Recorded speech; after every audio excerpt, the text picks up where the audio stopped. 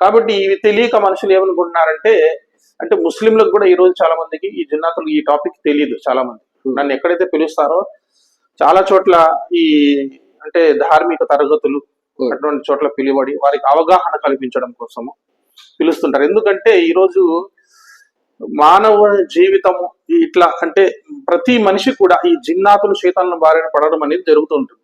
ఇది ఒక విషయం అండి. కాబట్టి కౌన్సిలింగ్ కోసం నన్ను ఎక్కువగా పిలుస్తుంటారు. అవునవును. కాబట్టి దీని గురించి అవగాహన తీసుకొస్తే మనుషులు ఏం చేస్తారంటే పెడద్రోవ, శైతాన్ పని ఏంటంటే పెడద్రోవ పట్టించడం. పెడద్రోవ పట్టకుండా ఈ నాలెడ్జ్ ఎందుకు అవసరం అని నేను మీకు చెప్తాను. చెప్పండి.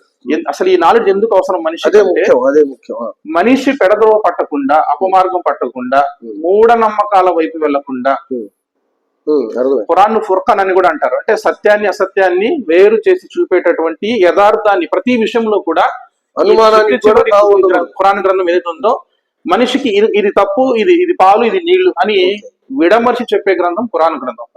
కాబట్టి ఈ గ్రంథం ఏం చెప్తుందంటే ఇదిగో ఇది దీని యథార్థం, ఇది దేవుడు, ఇది దయ్యము, ఇదిగో నువ్వు ఇలా ఉండాలి, కాబట్టి ఇదిగో నువ్వు దీంతో భయపడాల్సిన అవసరం లేదు అని స్పష్టంగా చెప్పి, మరియు మూఢనమ్మకాలు ముఖ్యంగా మానవులు ఈ రోజు ఏం చేస్తున్నారంటే ఈ దయ్యాలకు భయపడి, భూతాలకు భయపడి, ఒక వేరే వాళ్ళు పక్కన పెట్టండి, ముస్లిం సమాజం చూసుకుంటేనే ఈ రోజు నిమ్మకాయలు, తాయెత్తులు, గుమ్మడికాయలు వీటి బారిన పడి తమ విశ్వాసాన్ని పోగొట్టుకుంటున్నారు.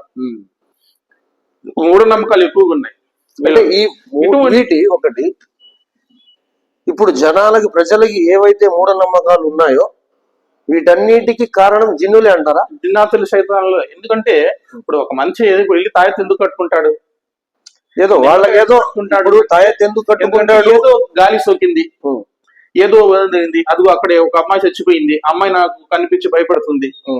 ఇదంతా ఈ శైతానికి ఒక ఖైద్ అంటారు అరబీ భాషలో. అంటే ఒక ప్లాన్, ఒక శైతాన్ యొక్క ఒక ఉచ్చు. ఆ ఉచ్చులో మానవుడిని బిగిస్తాడు శైతాను. ఇక్కడ కొంతమంది పండితులు శైతాన్ వేరు, జిన్ను వేరు అంటున్నారు. మరి దీనికి ఏమంటారు?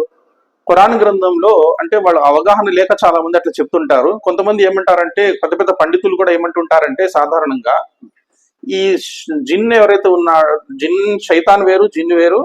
జిన్ ఎవరైతే ఉన్నాడో, ఇబ్లీస్ ఎవరైతే ఉన్నాడో వాడు దైవదూతలు లేనివాడు అని కూడా కొంతమంది చెప్పుకుంటుంటారు. కానీ ఖురాన్ గ్రంథంలో సూర కహఫ్ లో అల్లాహ్ స్పష్టంగా చెప్పాడు. ఏమని? అని విశ్వాసులను ఉద్దేశించి అల్లా తబారక్ వ తఆలా చెప్తున్నాడు. ఏమంటున్నాడంటే అల్లా తబారక్ వ తఆలా అఫతత్తఖిజూనహు వ జుర్రియతహు ఔలియా మిన్ దూని, మీరు నన్ను విడిచి ఆ శైతానును మరియు అతని యొక్క సంతానాన్ని మీరు స్నేహితులుగా చేసుకుంటారా?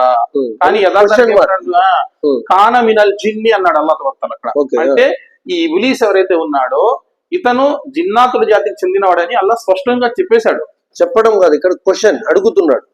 మీరు వీళ్ళని విడిచి వీళ్ళని స్నేహితులుగా, అది తర్వాత అంటే వాక్యం ఎట్లా వస్తుందంటే సూర వైదుకుల్నా లిల్ మలాయికతి కతిస్జుదు లిఆదమ ఫసజదు ఇల్లా ఇబ్లీస్ అన్నాడు ముందు.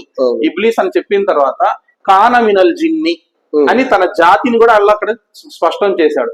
ఎందుకంటే ఆ తర్వాత చెప్పాడు అల్లా అఫతత్తఖిజూనహు వ జుర్రియతహు ఔలియా మిన్ దూని, నన్ను విడిచి అతని సంతానాన్ని మీరు మీ కార్యసాధకులుగా, అంటే ఇక్కడ ఔలియా అంటే అర్థం ఏంటంటే కార్యసాధకులుగా చేసుకుంటున్నారా అని అల్లా స్పష్టం చేశాడు. అంటే ముందు అతని జాతి ఎంతో స్పష్టపరిచేశాడు. ఆ తర్వాత ఈ ప్రశ్న అడుగుతున్నాడు అల్లా.